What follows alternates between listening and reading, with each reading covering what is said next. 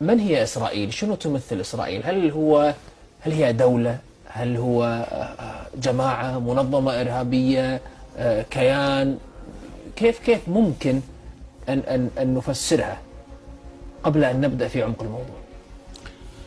دولة إسرائيل شئنا أم أبينا هي دولة مستقلة ذات سيادة، لها وجود ولها مقعد في الأمم المتحدة، وأكثر الدول المحبة للسلام والديمقراطية تعترف بها. بقي مجموعة من الدول لا تعترف بها، وهي دول الاستبداد والقمع. مثلا على ذلك كوريا الشمالية لا تعترف بإسرائيل، ولكن هذا لا يضير الدولة وأنها موجودة شئنا أم أبينا.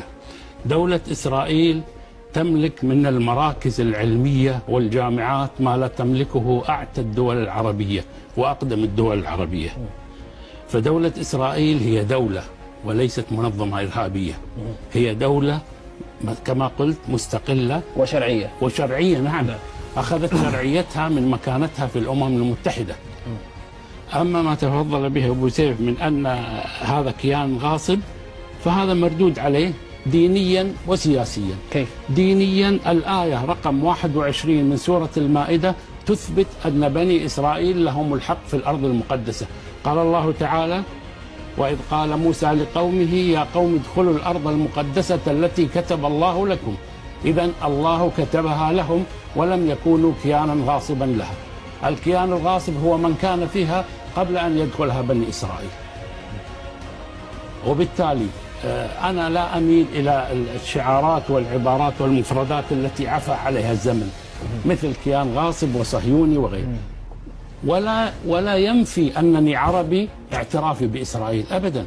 أنا أعترف بإسرائيل أنها دولة وحقيقة واقعة، ولكن لا أنكر عروبتي ولا أنكر انتمائي للدول العربية. أنا ما أعرف، يعني شوف، خلينا نحدد إطار الموضوع. القضية الفلسطينية عموما واحتلال فلسطين، هل هو قضية عربية ولا قضية دينية؟ ليس هناك احتلال، ليس هناك احتلال. هناك شعب عاد إلى أرضه الموعودة. هل تعرف تاريخ بني إسرائيل؟ ضارب في القدم، وتاريخ بني إسرائيل قبل الإسلام، وبالتالي يجب أن نعترف ونحن مسلمين أن بني إسرائيل لهم الحق في هذه الأرض ولم يغتصبوها. الذي يقول أنها مغتصبة هم الذين ما زالوا يفكرون بعقلية 1950 وما قبل ذلك. جميل جدا.